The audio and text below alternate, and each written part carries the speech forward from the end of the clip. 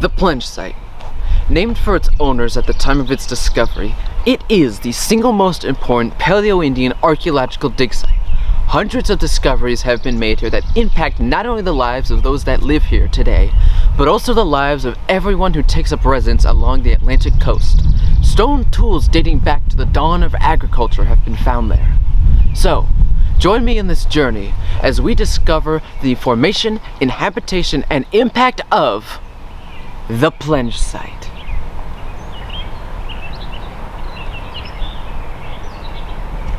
So how did this archaeological wonder even form in the first place? Well, it starts around 1 billion years ago during the Precambrian period.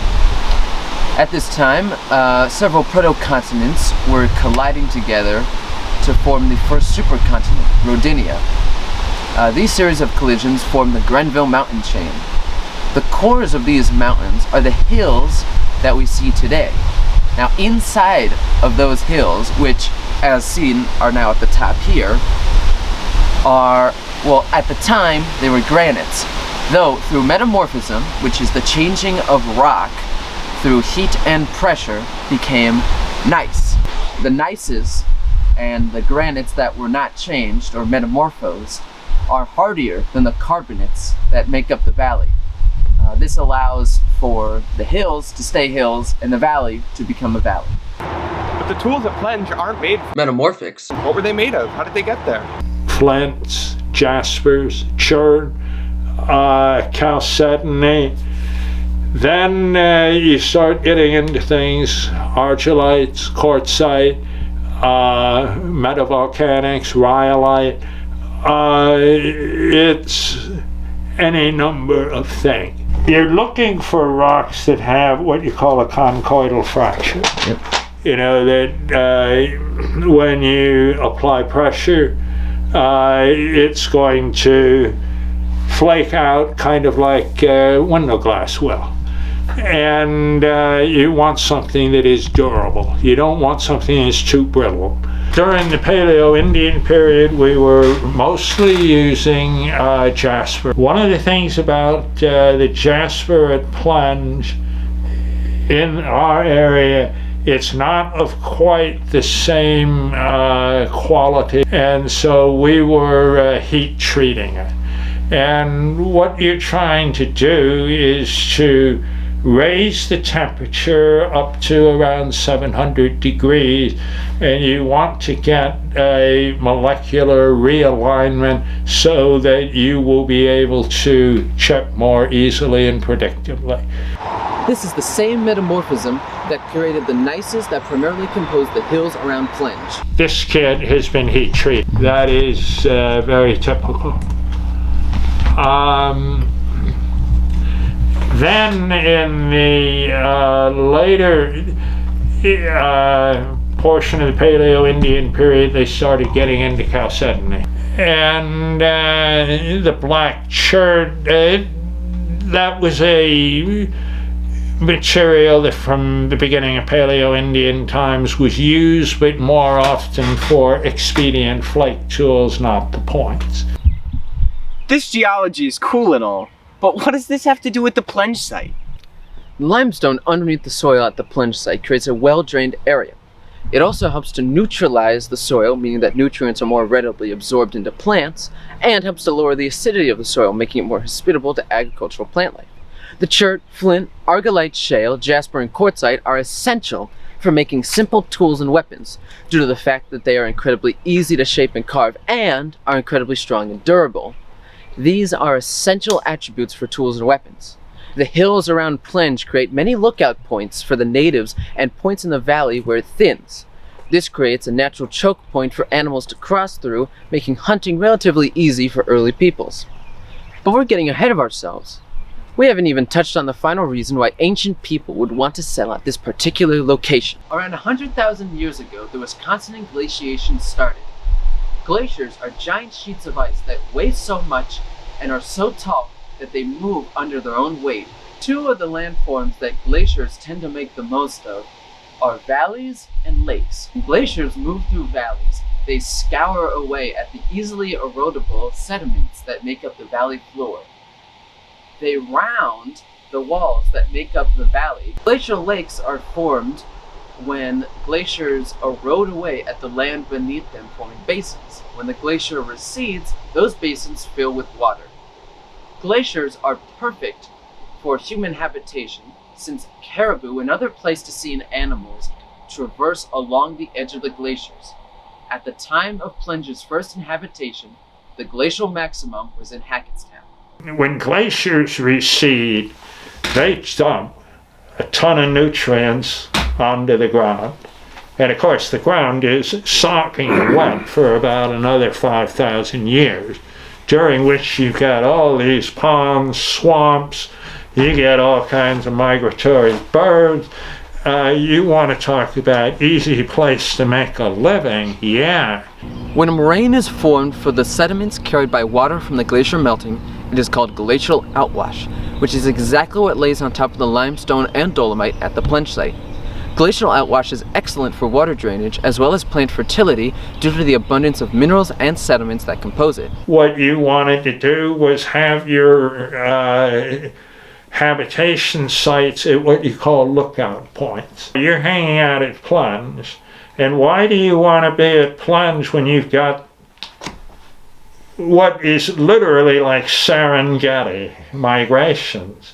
We're all hunters, and you figure, you got all these animals coming up these valleys, and at that location, Plenge, you have the narrowing of the Delaware, Powhatan, Musconetcong, Raritan Valley. And those are separate herds coming up into these narrowing cul-de-sacs. Isn't that a perfect ambush? This is the unparalleled hunting paradise on what is today dry land. And Plenge is right there at what you call the ecotone. So you've got each of the separate geological formations, you have a slightly different soil, a slightly different flora and faunal assemblage, and then superimposed you have the glacial. It forms this dense grid of ecotone.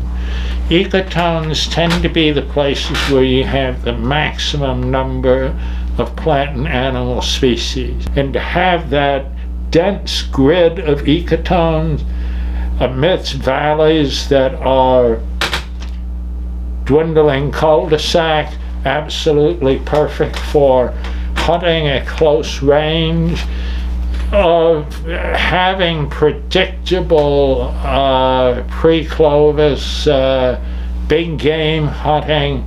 You can't beat Plenge. This meant that there was an abundance of plant and wildlife, as well as natural, fertile soils, making it the easiest place for early peoples to settle. As the glacier was retreating, it left behind a sizable terminal moraine which cut off flow from the lake into the Riordan River. This meant that the lake now drained into the Musconetcong River, which flowed through the aforementioned glacial valleys. Now, one of the things about that Musconetcong Valley is you've got a lot of subsurface water. And you have a lot of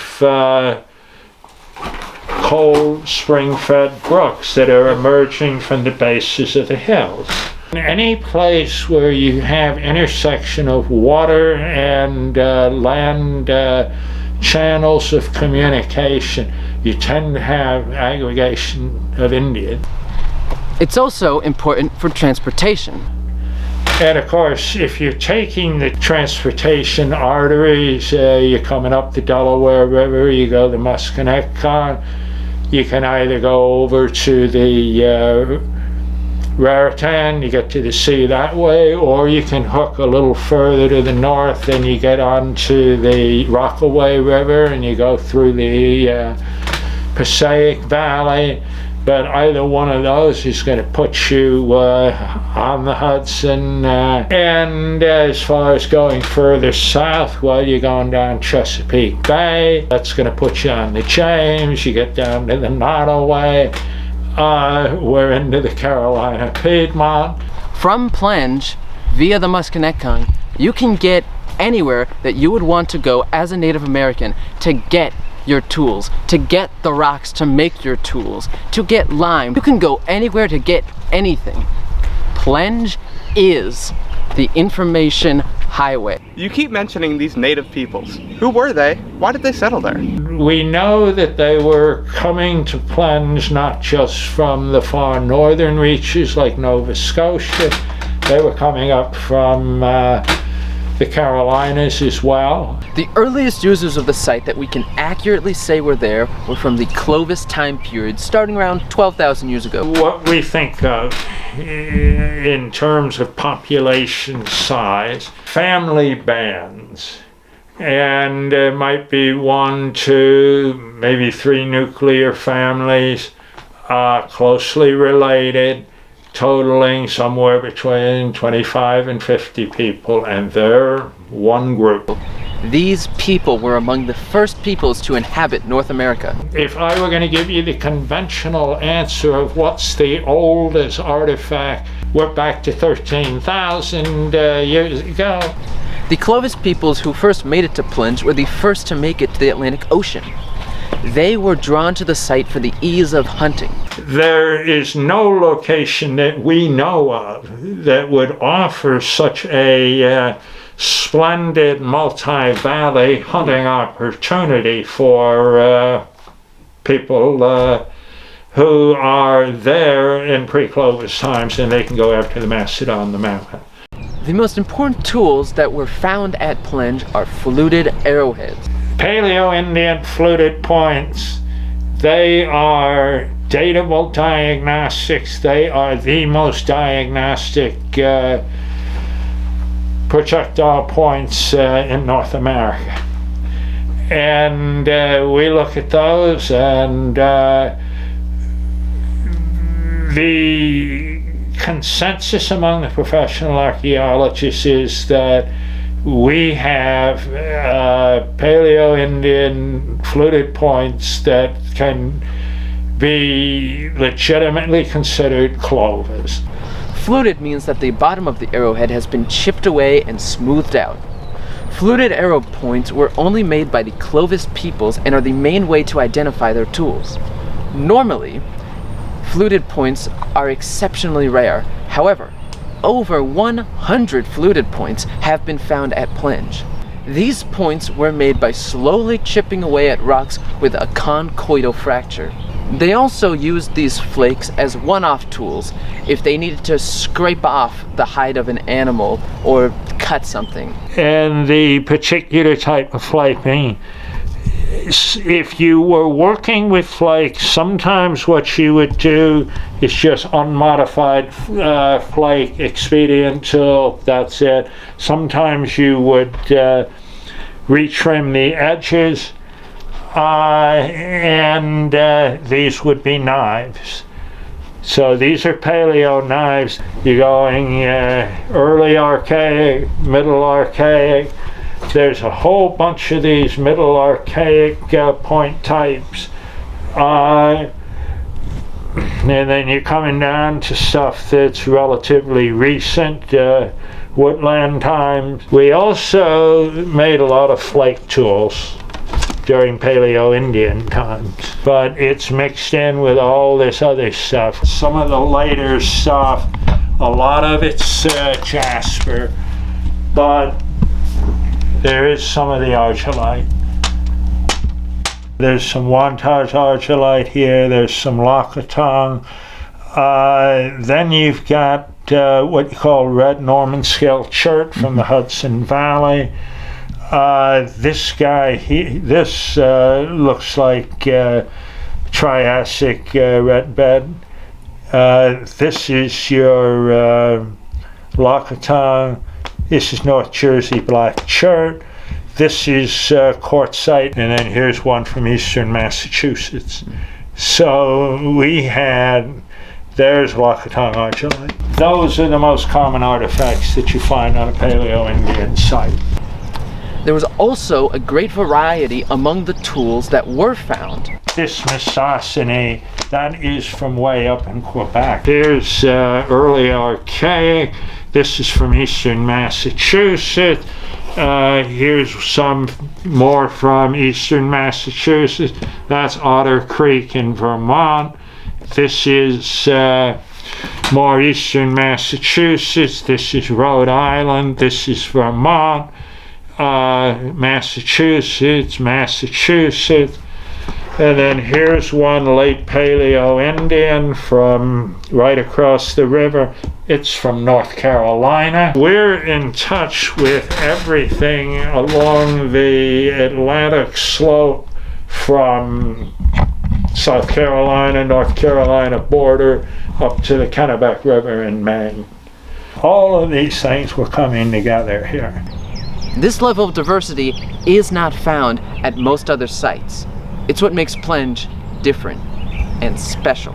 It was around this time that certain tribes would start to settle in and around Plenge. These tribes became known as the Lenape. How do we know that? Among all of the people living in southern New Hampshire, southern Vermont, Champlain Valley, Hudson, Mohawk, Connecticut, Massachusetts, they all looked at the Lenape and said they were the first people to come here and see the Atlantic Ocean. And we were regarded as the grandfather tribe.